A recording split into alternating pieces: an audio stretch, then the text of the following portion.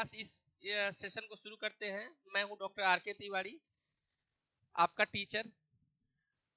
बिना नीट के डॉक्टर बनने का अंतिम अवसर बीपीटी बीएनवाईएस में एडमिशन चालू है। बाकी अन्य कोर्स भी आप कर सकते हैं। मेरा ये हेल्पलाइन नंबर है, संपर्क कर सकते हैं। चलिए बिना देर किए हुए कंटेंट की ओर चलते हैं। आज हम आप लोगों को बताएंगे, जैसे कि आप थंबनेल से देख रहे होंगे, बुखार इस मौसम में जो बुखार आता है जल्दी ठीक क्यों नहीं होता है। 80% डॉक्टर भी नहीं बताते हैं। आप लोग ज्यादा महंगा दवा टेस्ट करवा लेते हैं और आप लुटा जाते हैं।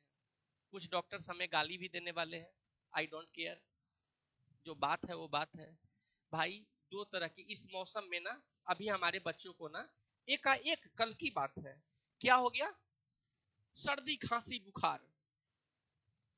देखिए, दो तरह के इन्फेक्शन होते हैं, एक होता है बैक्टीरियल और एक होता है वायरल। ठीक है, अक्सर इस बरसात के मौसम में वायरल फीवर की, वायरल इन्फेक्शन की चांसेस होते हैं। ठीक है, मतलब मौसम चेंज हुआ, सर्दी खांसी बुखार हो गया। इसका मतलब ये नहीं है कि हम उस बच्चे को एंटीबायोटिक देंगे, है ना। एक वीडियो में मात्र 7 से 8 मिनट का वीडियो होगा, आपको मैं यह क्लियर कर दूंगा कि आप देखिए डॉक्टर, मुझे पता है। अब बताइए, एक एमबीबीएस करने में 5.5 साल नॉर्मली लगता है, 3 साल लग जाता है भैया पीजी करने में, एमडी कीजिए एमएस कीजिए, फिर 2-3 साल लग जाता है आपका डीएम करने में, doctor of medicine and super specialist. आप इतना पैसा आपके डिग्री के पीछे लगा, आपने इतना मेहनत किया, और एक बुखार के लिए दो तरह से तो भाई बुखार होगा, या तो बैक्टीरियल होगा नहीं तो वायरल होगा। अब बताइए, जबकि सारा सिम्टम लक्षण सब चीज हम लोग पढ़े हुए हैं, उसके बाद अगर 5 शहर की दवा जांच लिख दीजिए। मैं ये नहीं बोलता जांच नहीं लिखवाना है, सीवियर कंडीशन है भाई, वैसा कुछ केस है लिखिए। लेकिन मैंने देखा है कि 5,000 का एक डॉक्टर साहब जांच लिख दिए थे सिर्फ बुखार में। तो ये वीडियो अगर देख रहे हैं तो अब आपको मतलब जांच कराना है, लेकिन हमको लगता है 400-500 में उसका समाधान हो जाएगा। इतनी महंगी जांच कराने की आवश्यकता नहीं होगी। और ये वीडियो एक बार देख लीजिएगा, पता चल जाएगा कौन वायरल है और कौन बैक्टीरियल है। चलिए बिना देर किए हुए शुरू करते हैं।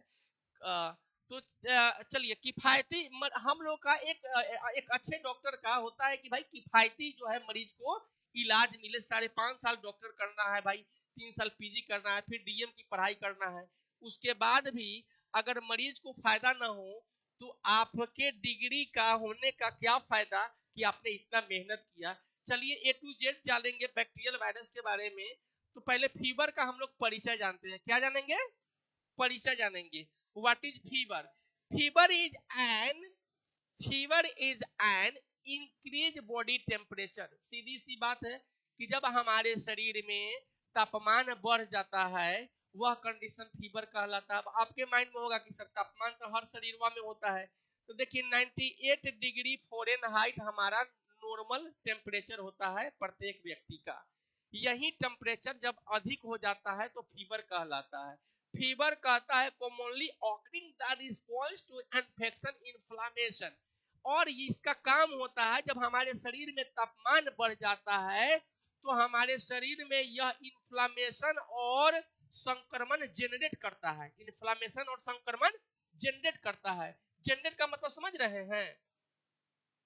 जनरेट का मतलब वृद्धि करता है ना, उत्पादन करता है। अब इसमें दो तरह के होते हैं, बैक्टीरियल इन्फेक्शन और वायरल इन्फेक्शन। कहता है bacterial fever occurs when pathogenic bacterial infection pathogenic bacteria के द्वारा होता है।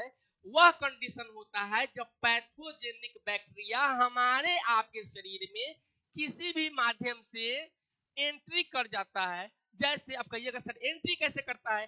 भाई डेली वेज के रूटीन में हम लोग जो यूज करते हैं प्रकृति से, जो हम लोग बाई प्रोडक्ट लेते हैं, जैसे हमने पानी पिया, जैसे हमने खाना खाया, जैसे हमने ठेला पे ही कुछ खा लिया, कुछ कहीं से खा लिया, हम लोग उसको ठीक से देखे नहीं, उसमें बैक्टीरिया पहले से था, हमारे शरीर में क्या कर गया, खाने के द्वारा पीने के द्वारा एंटर कर गया, और वही पैथोजेनिक बैक्टीरिया अब हमारे आपके शरीर में अपने साम्राज्य को स्थापित कर दिया, अपने संख्या को बढ़ा दिया।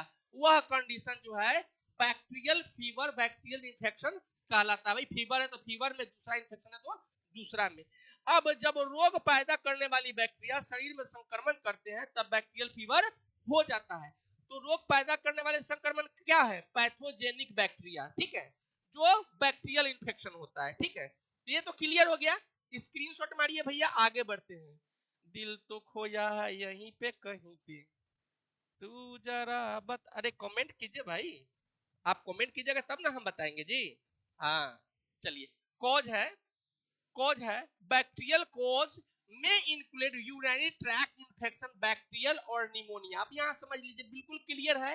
मैंने बोला था आपको अलग से जो है, आपको जो है कोई कंटेंट वायरल और बैक्टीरिया में देखने की जरूरत नहीं है। कहता है कि जब बैक्टीरियल इन्फेक्शन होगा तो इसमें क्या इंक्लूडेड होगा? तो यूरिनरी ट्रैक इन्फेक्शन। जब किसी कोई मरीज आपके ओपीडी में आता है, कहता है सर पेशाब संबंधी दिक्कत है, तो आपके माइंड में आना चाहिए कि भैया ये बैक्टीरियल इन्फेक्शन है, ठीक है।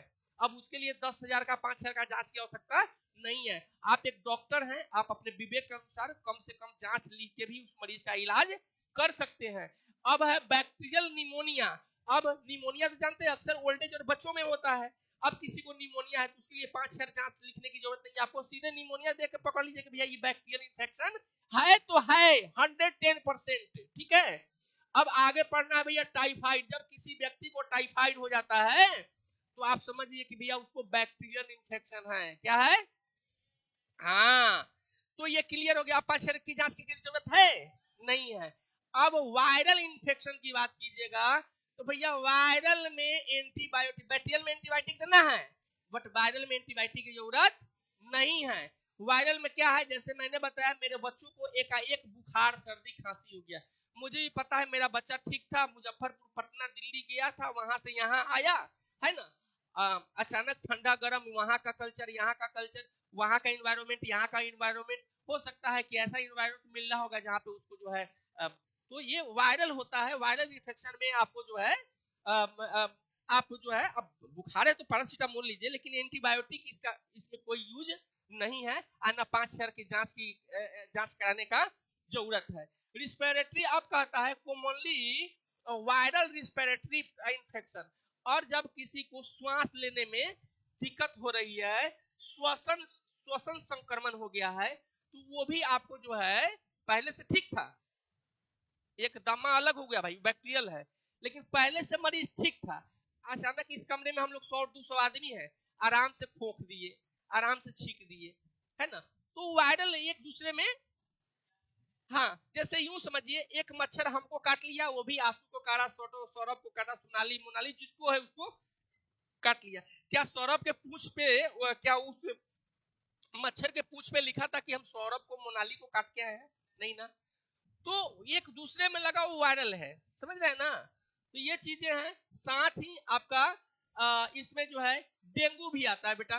डेंगू भी क्या है ना, मच्छर के काटने से होता है, आपको भी पता है। तो कई को देह पर बैठा होगा ये आप हम जान रहे हैं नहीं, तो उसमें इतना महंगा जांच कराने की आवश्यकता नहीं है। तो ये चीज थे। अब आपको जो है माइंड में होगा कि थोड़ा सा डिफरेंट सर बता दीजिए, तो डिफरेंट बताते हैं। The cause is different bacterial cause bacterial infection, while virus cause viral infection, symptom can be overlap, यानी कि दोनों में अलग अलग होता है। बैक्टीरियल और वायरल जो है संक्रमण, दोनों का लक्षण मिलते जुलते हैं, लेकिन दोनों अलग अलग है। उदाहरण के तौर पे मान लीजिए हमको वायरल फीवर हो गया, क्या हमारा देह गर्म नहीं होगा? क्या आपको जो है डेंगू वाला या बैक्टीरियल फीवर हो गया, यानी टाइफाइड हो गया, क्या उसमें शरीर ताप हीट नहीं होगा? तो दोनों का लक्षण मिल रहा है कि नहीं मिल रहा है? तो ये तो आपको हिस्ट्री लेना है ना। और एक और रिक्वेस्ट करेंगे कि कभी भी मरीज का इलाज करना है तो उसका हिस्ट्री लेना है, ताकि भविष्य का जो उसका साइड इफेक्ट है उससे बचा जाए।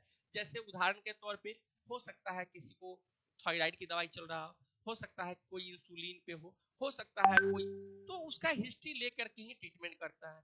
तो वीडियो मैंने डिफरेंट बताया, वायरल और बैक्टीरियल में, दोनों में किसमें एंटीबायोटिक देना है, तो भैया बैक्टीरियल में एंटीबायोटिक देना है, वायरल में एंटीबायोटिक की आवश्यकता नहीं है। तो ये डिफरेंट मैंने आपको बताया। कैसा क्लास लगा? अगर अच्छा लगा लाइक शेयर कमेंट जरूर कीजिए, हमारे साथ बने रहिए। Thank you for watching.